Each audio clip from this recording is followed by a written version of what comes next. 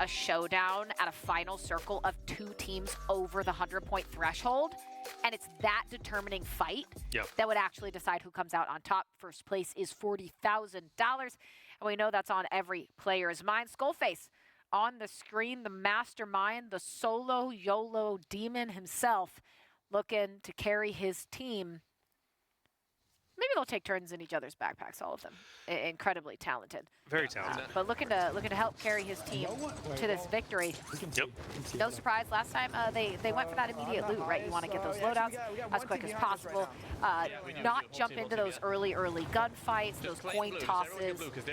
No one wants to head to the Gulag this early. So you can end up waiting for a while, too, which is not what you want.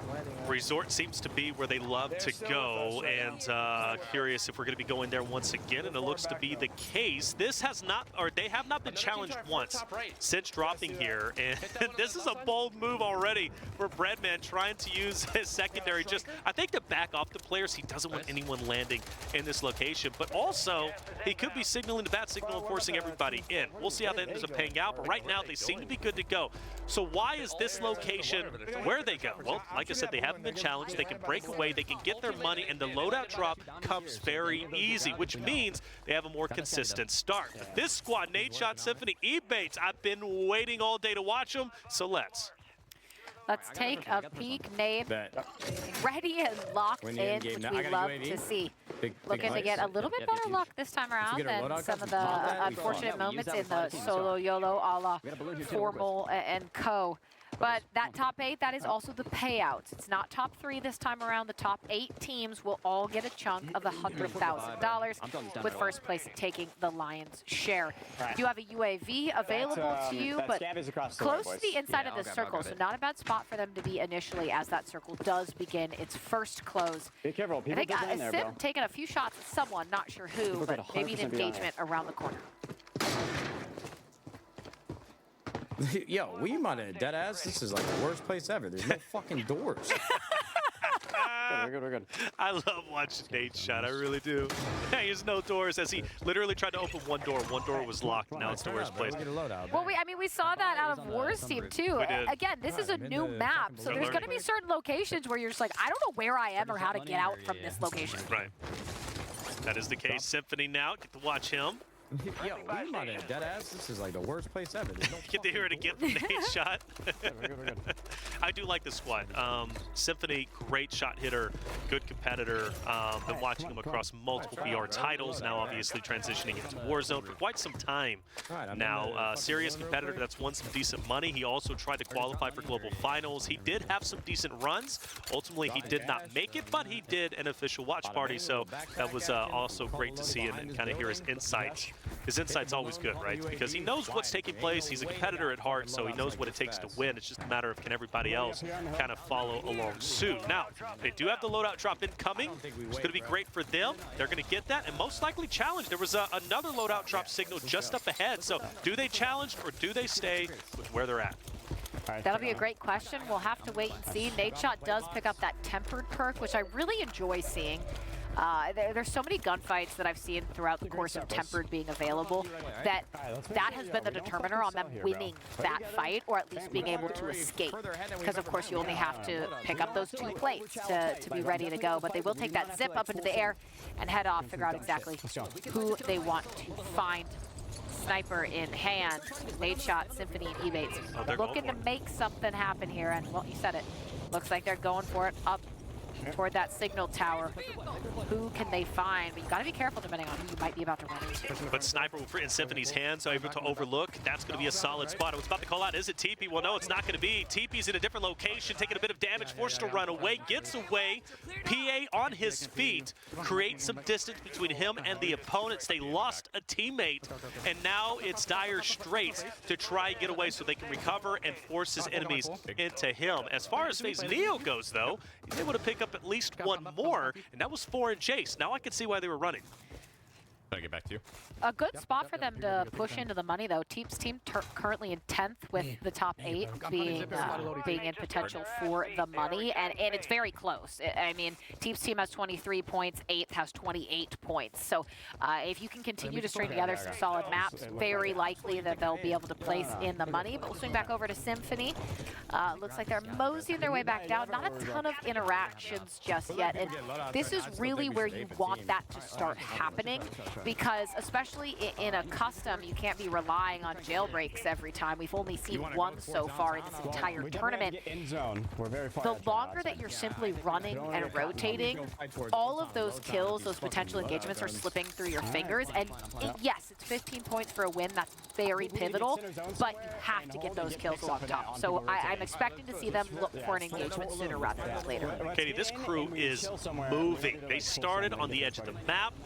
They dove in on one player, they picked up one elimination, and they are now moving into another POY, potentially for a fight. And I'm curious if they're starting to heat up because they realize teams are getting close to the top, or excuse me, to that point threshold at 100 points. We need to step it up. We need to make an effort. Sitting around doing what we're doing hasn't been working. So let's start making it work for us. Like you said, top 10, a chance maybe to break in even further if they potentially can, but nobody's around. So things are going to be quiet. And I think for them, they really want to be shot at. They want an engagement, but where's everybody at? They've been moving and grooving, but not finding anyone. Yeah, they're knocking on doors. Nobody is home. They're just trying to find at least someone to have a fight with. I mean, to get a solid game, realistically, you want to be in that 20-point area. Oftentimes, in customs too, they do at least find one, goes for the initial snipe. Can't get it through the door, but connects through the wall, breaks the armor as the rest of the team pushes ahead. But a nice shot through the wall. But usually you do want to get kind of that top 5 placing, and you want double-digit kills entirely for your team. That's usually going to set you up for pretty solid placement points, and at least in the money reflections in tournaments like this. I don't know, bro. I think we actually Symphony and hitting shots through the wall goes hand in hand. He does it all the time. Love how he plays. I really do. He's not scared to take shots if he needs to. His game sense is really uncanny. It's incredible. Like I said, he's had great success when it comes to Warzone. A lot of people view him as a content creator, but they don't understand that he is really a great competitive player, one to be feared on the battlefield. Because they broke the plates, I thought they would push, and they almost took a little bit too much time. And ultimately, they're forced to back away, and I'm curious if they're doing that because they want a better placing, right, in terms of placement points, or did they respect whoever they were getting into an engagement with? I don't know, but either way, they pulled back and lived to fight another day.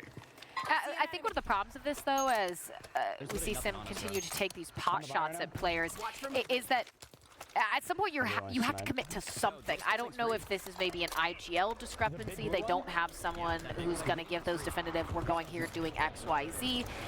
But they've done essentially nothing this entire time, and you are wasting a ton of time in the process. I mean, look, you're still at a healthy lobby. There's 80 players remaining, but you don't want to dilly-dally around forever. You want to find someone, get those engagements, and then work on positioning yourself correctly for that end game. Got a bounty on FaZe Neo. I don't see him on the map. 100%. That would be Teep's team. It would be Teep's team, so... Which would be fun to watch this trio specifically fight against Teep's team. I would really enjoy that. I'm just going to keep my gas mask Especially Nadeshot versus Teep. They've got history. Who do you put money on? Ooh, that's hard. Honestly, I can drop money. Yeah, you have probably TP. A lot of people were excited TP's back. TP is such a great competitive player, and a lot of people don't realize like how accomplished he is as a competitive Call of Duty player. You know, because he's transitioned into content creation for quite some time, right? But I mean, this guy TP is incredibly accomplished. He's a champion after all. So is Nadeshot. Let's not forget that I'm not comparing the two in that regard, but I think I would put TP up there in terms of a gunfight against Nade. Let's take a look at another team that is sitting in the top 8. That's going to be Huskerrs team at 38 points. And already a couple eliminations. The assist comes in. I'm trying to think who exactly. That was exact that Z-Smith took down. A team wipe for them. 4 and Jace, yeah, a tough one. We saw them get taken out early, but This is exactly what you want to be doing. Get as much money as possible, get as much utility as you need, get those early eliminations, and then get set up for the end game. But take a look at that. Z-Smith now, you have that bounty on, so depending on who has it, things can get a little frisky. But let's look at our team in first place, a team that could potentially hit the match point threshold if they can get 37 points. Joewo, Breadman, and Skullface. Joewo with 2 already. The team alive and well. Live and well indeed. They're moving. There's like 3 guys over here. What would they be able to find? Being out in this open area, though, makes me a little bit nervous, to tell you the truth. So I would rather get to those buildings up ahead if I could. The airspace is finally cleared up. Mortar Strike's going to be in. That might force some players back off of that roof, giving an opportunity for this trio, for Joewo and co, to continue to push up. Meanwhile, you already have, I believe that's Skullface, if I'm not mistaken, who's already up ahead. If not, it's Breadman, because they changed their names. But now on board with Teep, who was being hunted a little bit earlier by the crew of Nadeshot. So will we see that fight take place? I would love to see it. Yeah, I'm not sure. The bounty was on Neo, so I'm not sure if it's... We'll have to see what happens with that. It was a little bit ago, but shots being fired across the way, potential for third parties can be a really big part of these custom tournaments, knowing when to catch someone off guard. But now it's Teep on the other end of that, gets taken down, an attempt for the revive around the car, but things looking dicey. We'll be able to get back up. Smoke for the cover to rotate away. This is why being outside, being exposed is so very dangerous, because there are so many locations with sight lines to where you are right now, and you are getting punished. Nico is fully dead. Teep with Temper, desperately trying to find safer cover. Things looking okay right now, but with that high alert, you know someone is staring straight at you, and they are not out of the woods yet.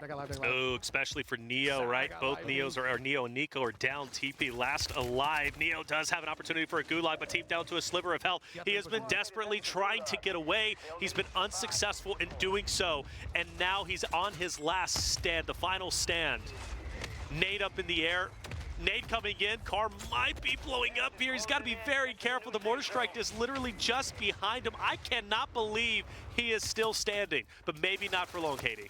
This is a lose-lose situation, and now you've got a bounty on top of it. I mean, there was just nowhere to go. You don't have the smokes. You just simply do not have the utility to survive. There's Tries no way. with the self. No way. No Doesn't get it off. way, Gets the team. redeploy. I want to know what team just allowed him to do that. Does get down, but Nico brought back into it. My goodness. Okay. What a play. You can hear Nico in the comms there. What a play out of Teep. Whatever team didn't just finish him there, that is an absolute fumble as we take a look at Scummin's team, the winners of map 2, sitting in 5th place. Scummin already with 3 eliminations. Some of the best Warzone players not only know how to shoot, but they know how to disengage properly and get away with just a sliver of health. Now, whether they use smokes to do that or not, I don't know, but the way TP just maneuvered was genuinely special. Z Colors is another player that I love watching him play because he knows how to disengage. He can fight, but he can also stay alive long enough when needed. He does so in the tensest of moments. Scummin on your screen, this crew looking to make waves. They did so after game number 2, winning with 36 points, just a point below that of Joewo, Skullface, and Breadman, who had 37 for game 1. This crew looking to also break the 100-point threshold. They're currently, I believe, in 2nd place, if not 3rd. They are tearing it up, and they continue to slay out. That's a track, a serious competitor, and more to take down. Scummin not afraid to go for the immediate re-challenge, wants to get the Thirst onto a track. Does just that. Spots one around the corner. Nice use of that smoke, but great job for the collapse from both angles. Does have to rotate away, as that's going to be E-Baits going down. Symphony here alongside Donkey taking out everyone. Symphony down. E-Baits down. Unrational in trouble. Sent to the gulag. Scummin not out of the woods just yet either. Will be following his teammate, and it's a team wipe. Donkey on 5. I don't know how long Donkey's going to be able to stay alive, but look at the amount of kills that they have. 18 kills. It is all about placement points for them at this point. If you have a gulag like Unrational does, this is a must win, and then you have to play for that placement. You have more than enough kills. This could very well be a big game. Nadeshot's going to be just opposite of Unrational. Unrational gets the early tags, but he's taking his time pushing up, respecting the shot of Nade. Shots fired, exchanged once again. Unrational very weak, feeling the pressure. He now is forced to push up with the Dollies, and Nadeshot takes him down. And 18 eliminations, respectable, but that's where it will end. Nadeshot gives his team another chance. And they're eliminated. That is disastrous for Scumman's team. You're in 5th place. You are only going to get, I think, 1 point for placement because you were in the 16 plus, and it's 19 points. So 19 points is a pretty good game, all things considered, but you are going to be upset because of what you should have been able to get from that in terms of placement. A monster game slips away from them. That'll be a team wipe, colors fully taken out. 4 kills now for Joewo as they continue to push. Your tournament leaders in Trio Customs looking to maintain that lead, hit that point threshold.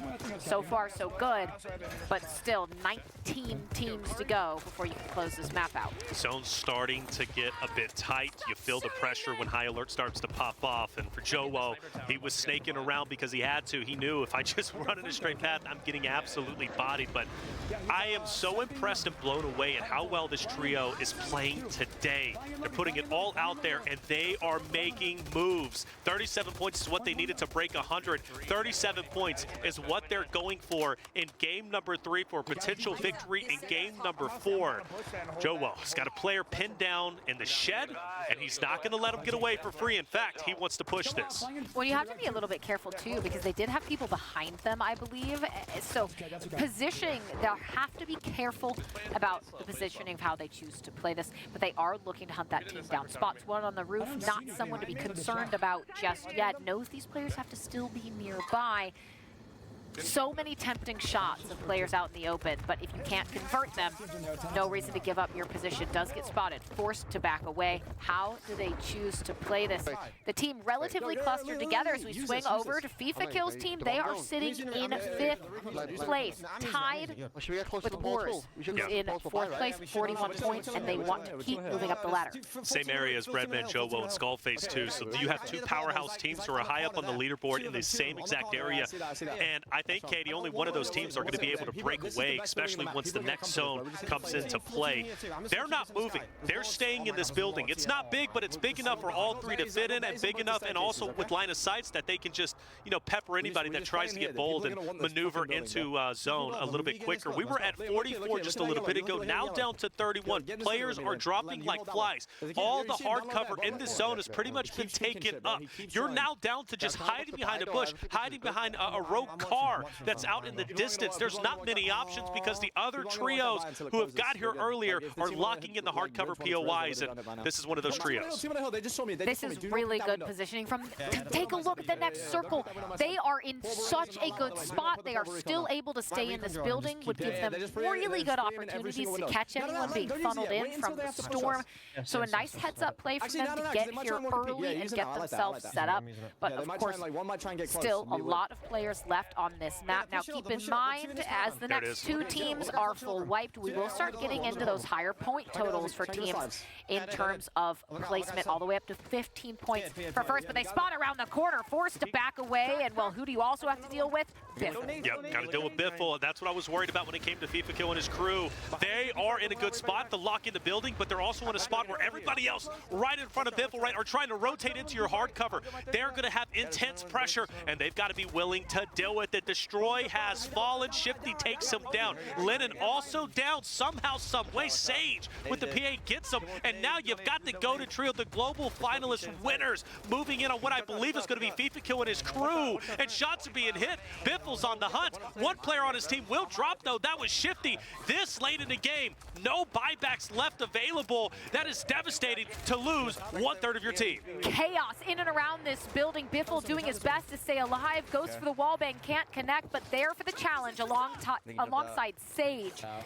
2 players for Shifty. There are no flares. There are no abilities to get him back at this point that are currently allowed. As Joewo's team also in the thick of it. Some of the top 5 teams fighting for their lives. A tricky position for them to be in right now. Actually, I mean, depending, though, if everyone's focused in the other direction, it felt like they might be able to make this work, but this is going to be the push that determines it. You have to have those smokes available, able to pick them up as as they push forward. And this is the rotation that could seal the deal for them. Risky. 37 points is what they need, and it might not be what they get as they are picked apart one by one.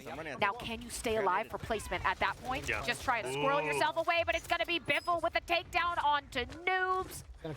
Playing alongside Almond and Hisoka, can you get Sage up and keep things alive? Res. 6 teams remaining, Reflection. 6 teams remaining, 13 players, and Biffle and Sage have miraculously stayed alive. We saw just a little bit earlier, I believe Skullface, the only one remaining from the team currently in first place, but this team looking to consistently make their way up the leaderboard, and they can absolutely do so. Rocking the edge, and this is another great spot, but unfortunately gets beamed. One rogue player on the inside. That was Wars and Vision, a team that is also up the leaderboard, taking down what could be one of the most goated squads on the battlefield, and they've got all 3 alive. Wow, that is massive, and I think the way that Sage and Biffle lined up was actually sort of tragic. I don't know if there's a clat at all there, but they were perfectly lined up in that window.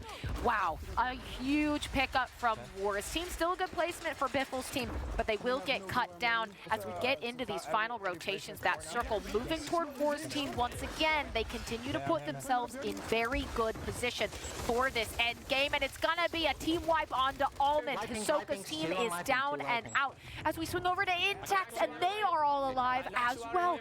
An amazing set of teams that are all alive here as there's barely anyone left, and just like that, we have 2 teams remaining, a 3 versus 2. They're in a great spot to close this out. No way that they lose this. They give up their high ground, they push up, the smokes are in, it's a bit chaotic. However, will they be able to find what is needed? There's going to at least be one. That's King AJ falling. Wars as well. And believe it, his crew will take game number 3. Where they were at on the leaderboard, I don't know, Katie, but where they're going to be, most likely top 8 after that wonderful game 3 finish. 19 eliminations for them and first place with the 15 points. That is what we've seen. 22 kills, 21, 19 for the first 3 games. Massive congratulations to Believe, Intex, and Empathy. I think one of those teams you could look at kind of as a potential dark horse team to really come in and shake things up, and that is exactly what they did. They played that so well, as did Wars team. Unfortunately, it just felt like they rotated slightly too early to the end point, and that half wall was not enough cover for them to be able to effectively trade